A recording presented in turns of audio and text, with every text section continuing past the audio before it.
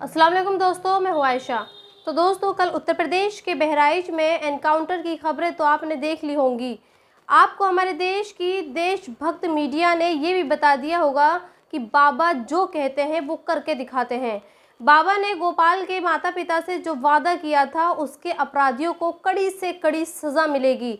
वो बाबा ने 48 घंटों में सरफराज और तालिब का एनकाउंटर करके उनके पैरों में गोली मारकर बता दिया।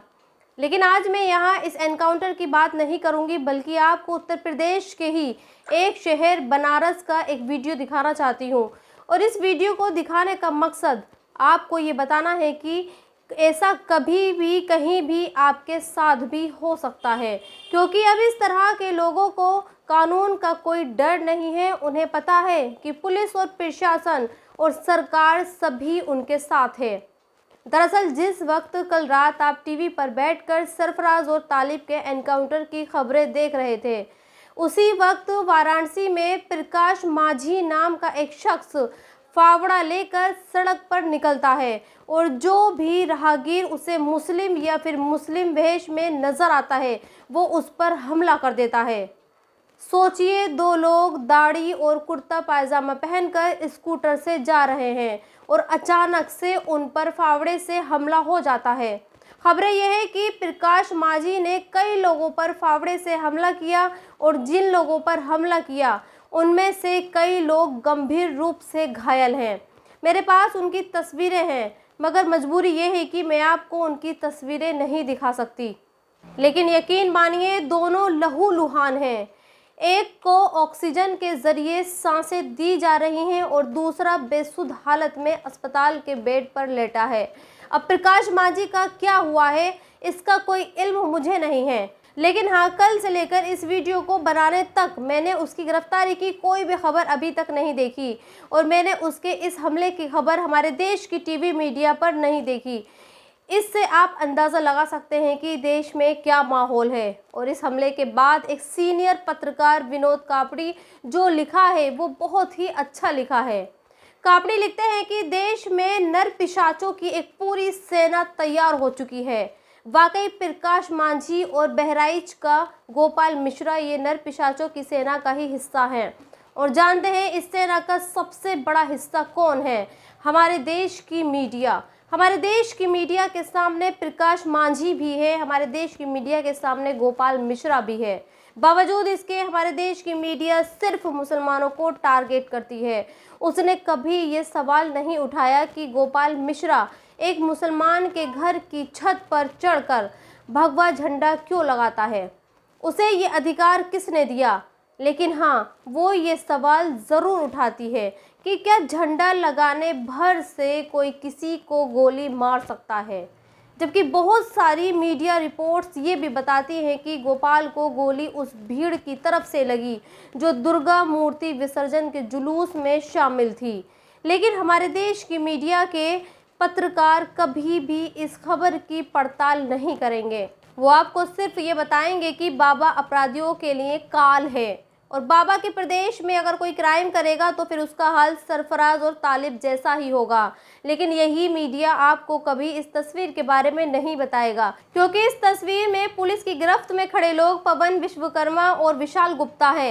लिहाजा इनके जरिए एक 14 साल की बच्ची का गैंगरेप हो जाने के बाद भी पुलिस इन्हें आराम से मीडिया के सामने लाती है और फोटो खींचकर वापस ले जाती है। इनके बारे में ना तो मीडिया खबर छापती है और ना ही इनका सरफराज और तालिब जैसा एनकाउंटर होता है और ना ही इन बलात्कारियों पर योगी बाबा का वो कौल लागू होता है जिसमें वो ये कहते हैं कि उनके प्रदेश की बहन बेटियों को छेड़ने वालों को यमराज का सामना करना पड़ेगा।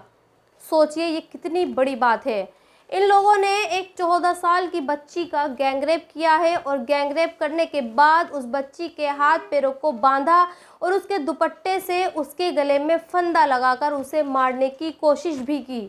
बावजूद इसके जब पुलिस इन्हें गिरफ्तार करके मीडिया के सामने लाती है तो ये सही सलामत खड़े होते हैं और हमारे देश के जो जिम्मेदार लोग हैं वो हंसी ठहाकों के साथ वक्फ बिल का विरोध करके संयुक्त समिति की बैठक में शामिल होते हैं, क्योंकि इन्हें मुसलमानों से ज़्यादा फिक्र वक्फ बोर्ड की ज़मीनों की है। और आपको जानकर हैरानी होगी कि खबरें ये भी हैं कि जिस बैठक का पूरे विपक्ष ने वॉकआउट किया, उस बैठक में मदनी जैसे लोग घंटों तक शामिल रहे। खैर ऐसा ही है, चाहे गोपाल हो या फिर सरफराज या तालिब, दोनों तरफ से मरना हमेशा गरीब को ही है। अमीर तो शानदार शेरवानी पहनकर बैठकें करता है, कभी उन पर आंच तक नहीं आती, और कभी किसी नेता का बेटा किसी धार्मिक जुलूस का हिस्सा नहीं बनता। वो तो ऑक्सफोर्ड में पढ़ता है और शानदार डिग्रियां हासिल करता है, लेकिन गरीब का बेटा धर्म को बचाने के लिए निकलता है और फिर गोली खाकर शमशान या फिर कब्रिस्तान पहुंच जाता है। जैसे कल गाजा में सिनवर पहुंच गया। इजराइल ने ये कल दावा किया कि उसने हमास के चीफ याहिया सिनवर को एक हमले में मार गिराया है।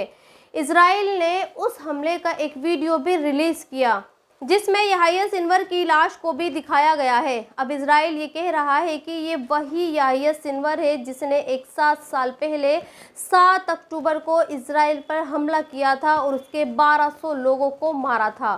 खैर मेरी समझ में ये नहीं आता कि अगर याहिया सिनवर ने 7 अक्टूबर को हमला किया था तो फिर इस्माइल हानिया ने क्या किया था, क्योंकि जब करीब 1 महीने पहले इजराइल ने हमास के चीफ इस्माइल हानिया को मारा था, तब भी इजराइल ने यही कहा था कि उसने इजराइल पर हमला किया था, और आज याहिया को मारने के बाद भी इजराइल यही कह रहा है। और सिर्फ यही नहीं, इजराइल के साथ साथ अमेरिका ने भी याहिया सिनवर पर आतंकवादी का लेबल लगा दिया है।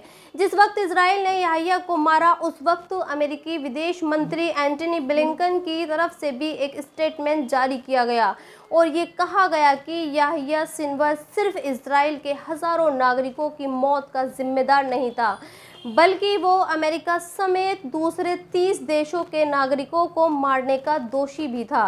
ब्लिंकन ये भी कहते हैं कि याहिया सिनवर के जाने के बाद दुनिया पहले से ज़्यादा खूबसूरत हो चुकी है। सोचिए, अमेरिका याहिया सिनवर के गुनाह गिना रही है, लेकिन कभी उसने ये नहीं कहा कि इजराइल ने गाजा में 40,000 से ज़्यादा मासूमों का खून बहाया है, उनका नरसंहार किया है। खैर आज इस वीडियो के आखिर में मैं आपको सलमान खान की कुछ तस्वीरें भी दिखाना चाहती हूँ और आपको ये बताना चाहती हूँ कि भले ही आप मुसलमान होकर गणेश की पूजा करें या फिर कोई और त्यौहार मनाएं, जब तक आपके नाम में उर्दू वाला शब्द होगा तब तक आपको ऐसे ही डर डर कर जीना होगा। आज तक सलमान खान को वाइस सिक्योरिटी मिली हुई थी, उनके पर्सनल गार्ड के साथ साथ 11 और सिक्योरिटी फोर्स उनके साथ रहती है। बावजूद इसके जब सलमान खान गाड़ी से निकलते हैं, वो एक अजीब सा दहशत का माहौल होता है। और जानते हैं ये दहशत का माहौल क्यों है? क्योंकि एक गैंगस्टर जिसका नाम लॉरेंस बिश्नोई है, उसने ये कसम खाई है कि जब तक सलमान खान बिश्नोई समाज के मंदिर में जाकर माफ़ी नहीं मांगेंगे तब तक वो सलमान खान को छोड़ेंगे नहीं। सोचिए, एक आदमी जो मुंबई से सैकड़ों किलोमीटर दूर गुजरात की जेल में बैठा है, फिर भी वो सलमान को धमकी दे रहा है, और एक हफ्ते में 100 करोड़ रुपए कमाने वाले सलमान भाई साहब कुछ नहीं कर पा रहे हैं। वो इसी तरह से डर डर के जी रहे हैं, और 32 साल का बिश्नोई आराम से जेल में बैठकर पैंट गीली किए हुए है। सोचिए, अगर सलमान खान की जगह अक्षय कुमार होता या फिर अजय देवगन होता तो क्या बिश्नोई इसी तरह उसको धमकी देता? यकीनन नहीं, क्योंकि अब तक बिश्नोई का काम तमाम हो चुका होता। और वैसे ही इस लॉरेंस बिश्नोई के बारे में कनाडा की सरकार ये कह रही है कि ये भारत सरकार के एजेंटों के साथ मिलकर कनाडा में आतंक फैला रहा है। तो सोचिए, जिस बिश्नोई पर सरकार का हाथ हो, उस बिश्नोई का कोई क्या बिगाड़ेगा। और इस वीडियो के आखिर में 2 और ख़बरें आपको बताती हूँ। पहली खबर तो ये है कि अब उत्तराखंड के मदरसों में संस्कृत और संस्कृत के श्लोक पढ़ाए जाएंगे, और दूसरी खबर ये है कि हमारी दिल्ली में पॉल्यूशन का लेवल लगातार बढ़ रहा है और ये 400 पार पहुंच चुका है, लेकिन किसी को कोई परवाह नहीं है। हिंदू इसलिए खुश हैं क्योंकि मुसलमानों की चूड़ियां टाइट की जा रही हैं और मुसलमान तो दोनों तरफ से मर ही रहे हैं। तो दोस्तों, इस वीडियो में इतना ही। आप भी अपना ख्याल रखिए